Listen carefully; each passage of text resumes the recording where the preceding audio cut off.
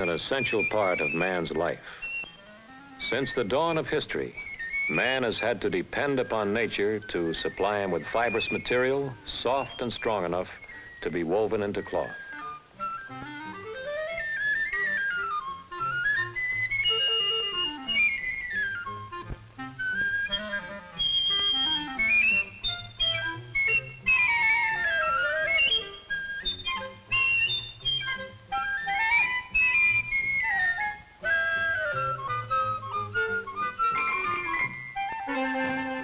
Today, the technical and scientific advances of our age have opened new frontiers. They're marvels all around us. The mysterious vapor flow of the jet stream, in the massive power of atomic energy, in the superhuman control of communications. Where we look, scientific man is on the march. Nowhere is the impact of these achievements more vital than in the realm of fibers. Through chemistry, man has at last freed himself from his dependence upon nature.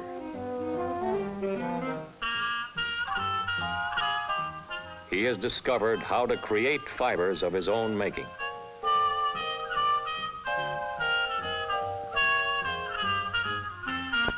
New fibers given new names, like acrylan and nylon. These fibers are weaving new patterns in the fabric of our times.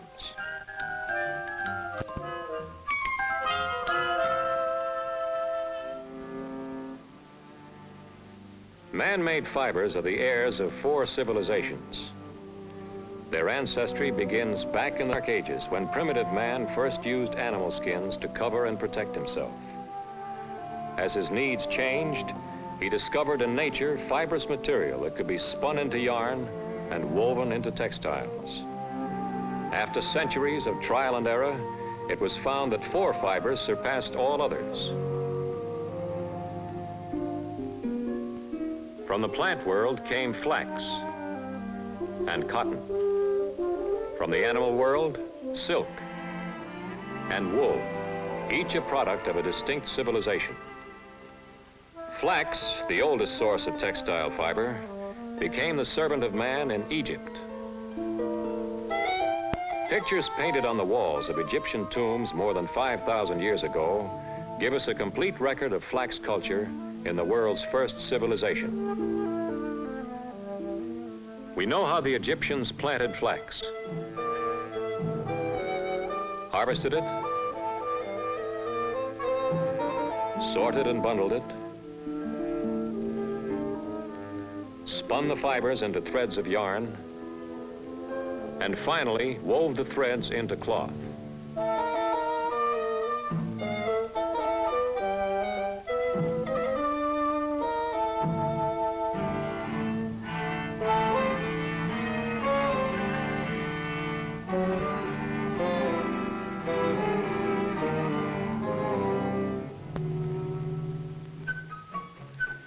Silk also appeared in a remote civilization, China of 3,000 years ago.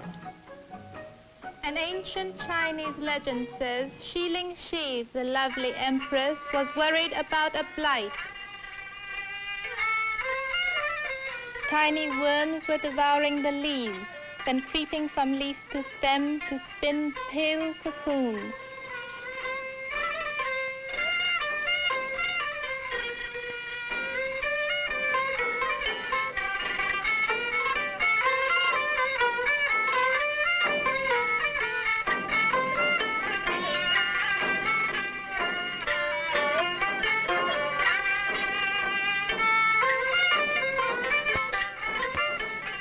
Xiling Shi gathered a handful of cocoons and carried them into her palace.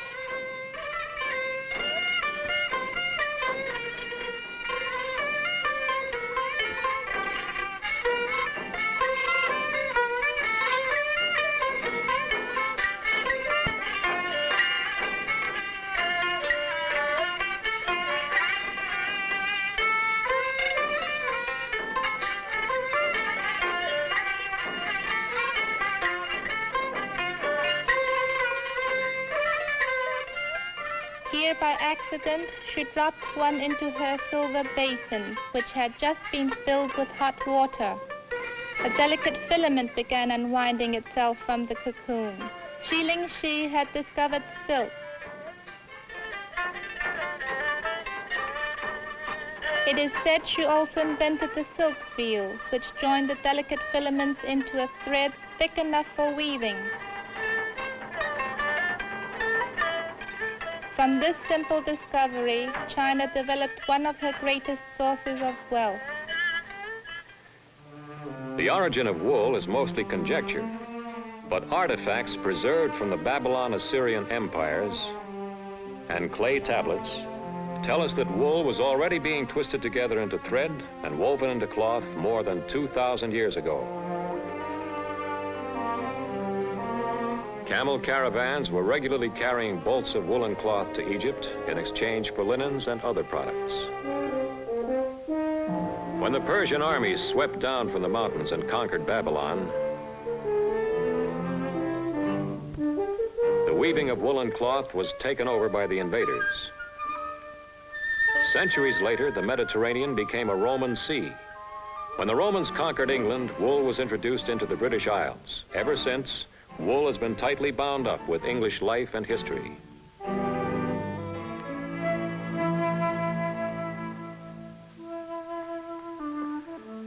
Cotton may be as old as flax or silk. Its origin is said to be ancient India.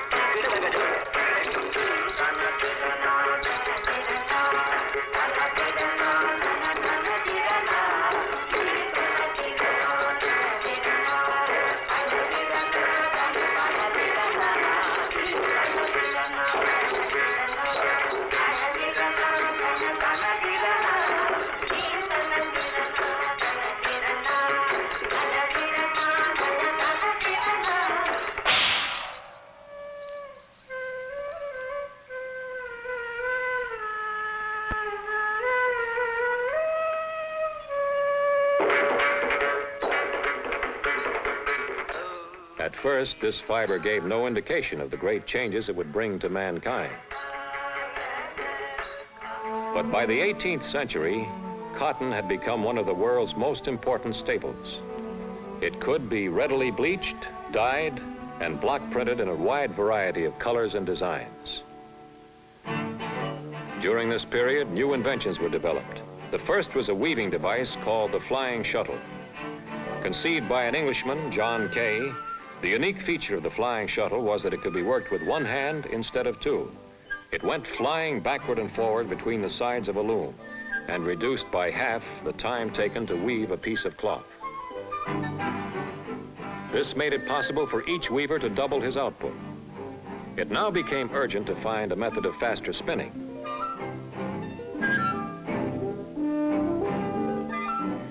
James Hargreaves, another Englishman, found the solution by inventing a spinning device which he called the spinning jenny. It could spin 8 threads at one time and made the spinning wheel obsolete.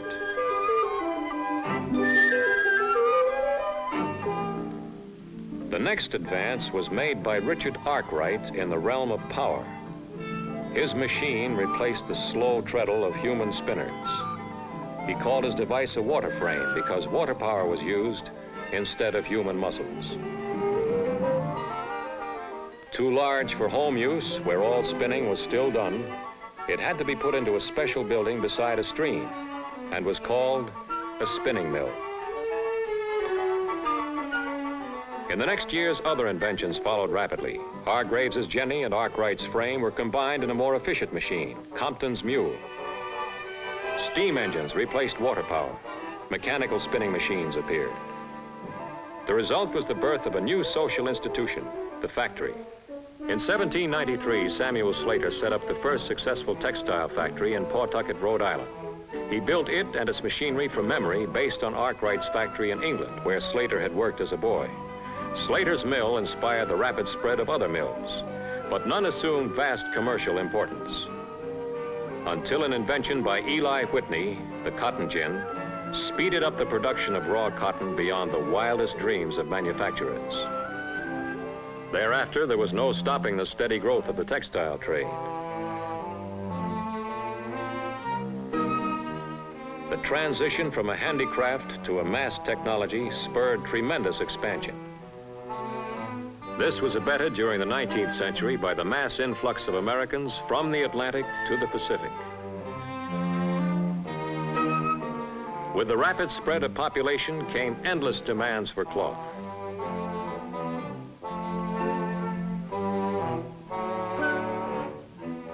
New kinds of stores sprang up to supply the nation with ready-to-wear clothing.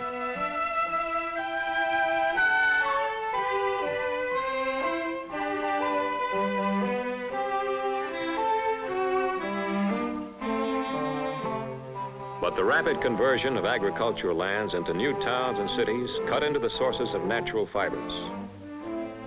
The depletion of farmlands was accelerated by new roads, highways, and huge industrial centers. Additional problems came with uncontrolled prices, drops in farm labor, more remote sources of raw materials, changes in climate, pests, wars, and unpredictable labor costs. By the beginning of the 20th century, the limitations of natural textile fibers were proving so serious, it became obvious that new and greater sources of raw material would have to be found.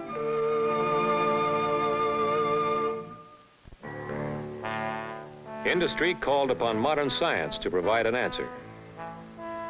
The chemist and the engineer took up the challenge.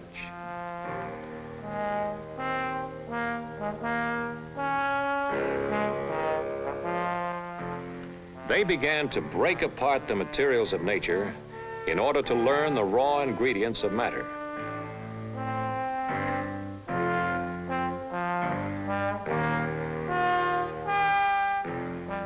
They proceeded to the physics of fibers.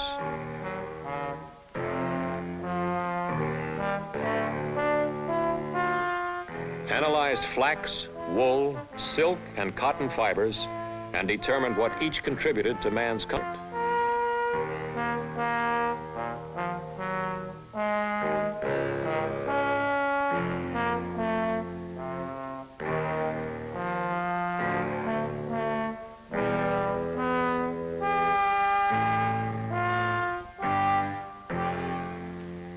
With the knowledge gained of fibers' physical properties, they began to experiment with the Earth's natural resources. Air, water, natural gas, and petroleum. They tore them apart and put them together again, and finally found what they were looking for, new combinations of chemicals to create new compounds, which could be made into tough, supple structures required of a textile fiber. The result was a brand new technology to do what nature had done. Out of this came the creation of organic fiber-forming substances which could meet the most exacting requirements, be produced in limitless supply, and forever free the textile from the whims of nature.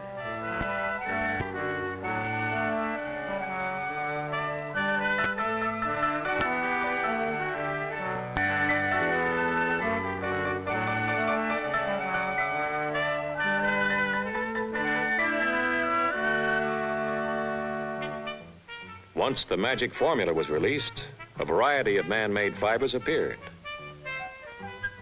First came rayon, then acetate, both semi-synthetics. Other fibers like nylon, dacron, acrylan, and orlan soon followed. Wholly man-made, Acrylan and nylon are the new scientific contributions of today's civilization. Chemstrand's acrylic fiber, Acrylan, has been tailored to fit a specific need. It contains properties that neither nylon nor other man-made fibers have. It can be used alone or blended with other fibers, natural or man-made. Tests have proven that it can be dyed in a broad range of colors. Because of its stability, it is well suited to all types of processing.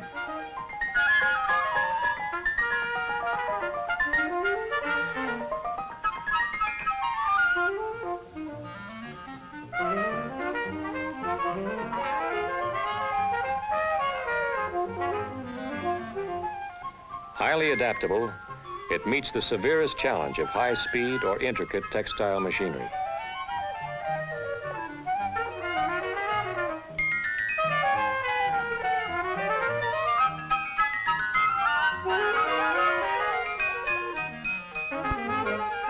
A truly versatile fiber, it contributes unique qualities to fabrics that set new standards for strength, durability, and luxury.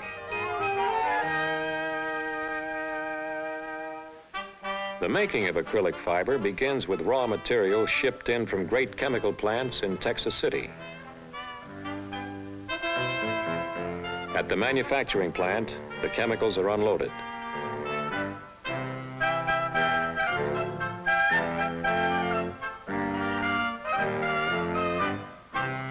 Pumps transfer them from the tank farm to the polymer building. Here in huge kettles, other chemicals are added and combined. Next, heat and pressure convert the chemicals to a white polymer. This is then moved to a whirling centrifuge and dried. Special liquid solvents are added.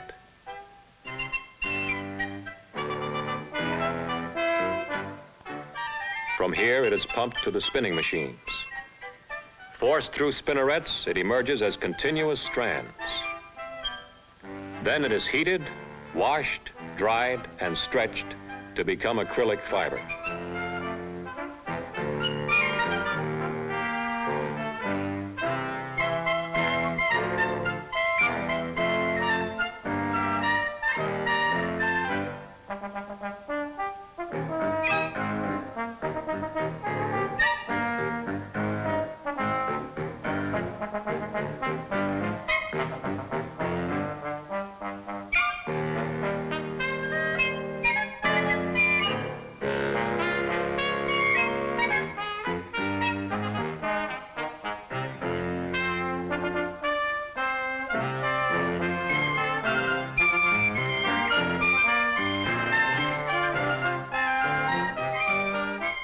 Another step is crimping, after which acrylan is cut and baled for shipment to the textile trade.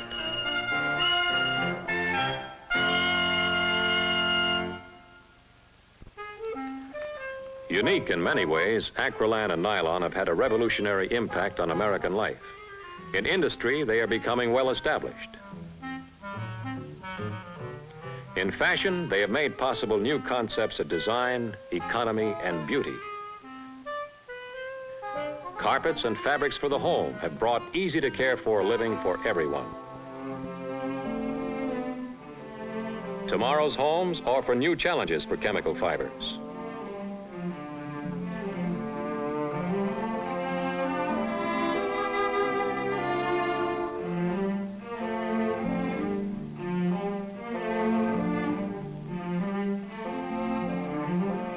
Fabrics and carpets of man-made fibers endow interiors with a fresh, new look. Individual taste can express itself through a wide range of color, design, and texture, from the boldest contrasts to the most subtle delicacies.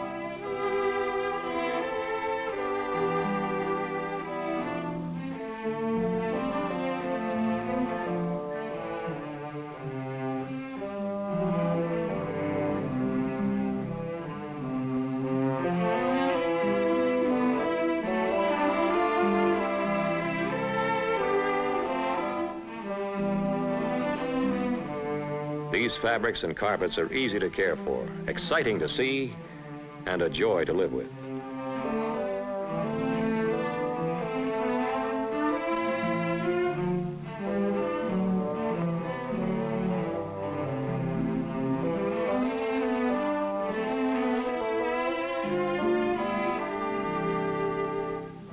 Just as vital are the contributions of these fibers to industry.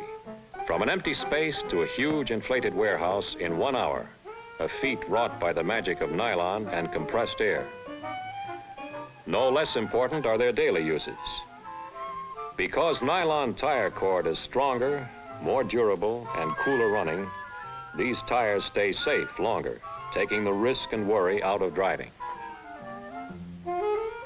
Protection of another kind are Acrylan service uniforms.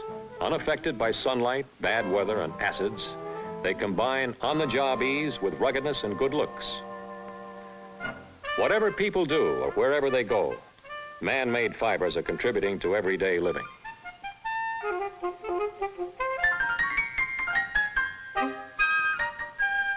Sportsmen really enjoy winter adventure with Acrylan-filled quilted underwear and nylon fleece hunting jackets.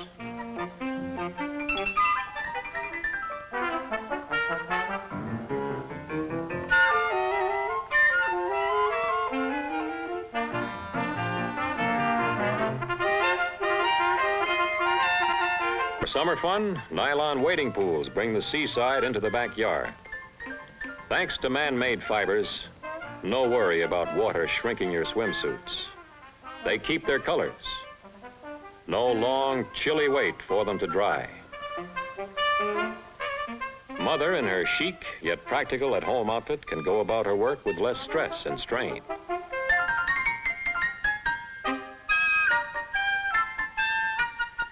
Babies can enjoy warmth without weight in a fleece sleeping sack.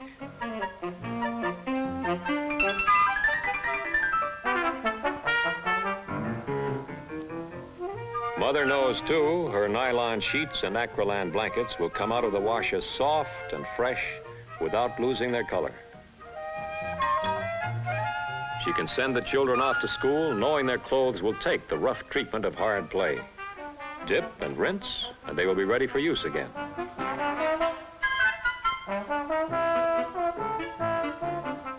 Ready, too, for all her costumes are the soft tinted colors of gossamer sheer nylons.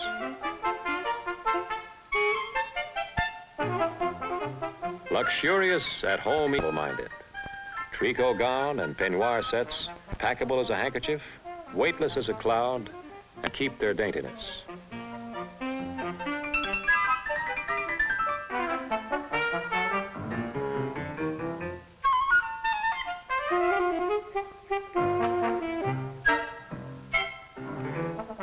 For the busy career girl, last-minute dates are no problem.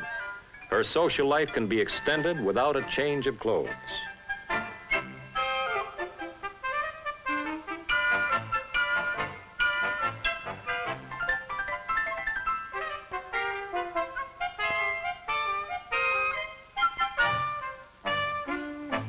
But whether at the desk or on the golf course, good performance improves with the casual style.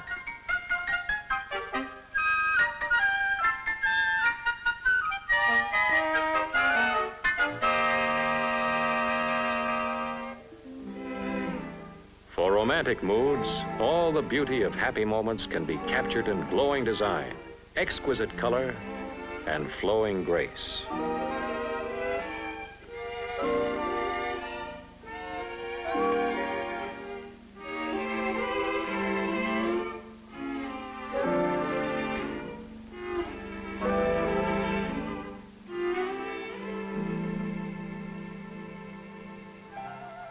Fibers have come a long way from their prehistoric simplicity to a vast complexity of men and machines. Today, hundreds of manufacturers' plants throughout the nation are producing fabrics from these fibers.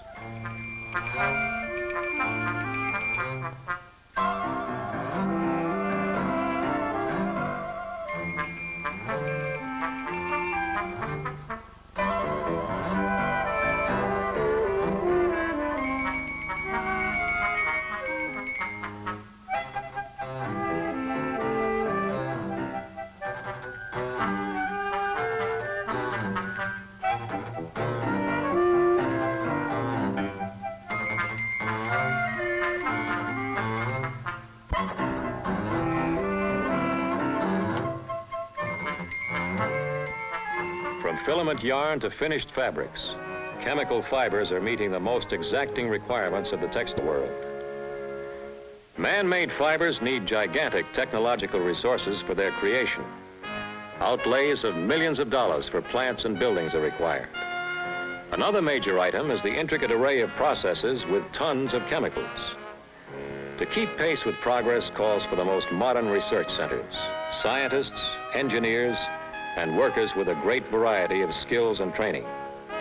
Together, these forces attest to the social importance of a vast industry whose development of polyamides, polyesters, acrylics, and other chemical fibers yet to be discovered will play even a more significant role in shaping tomorrow's civilization.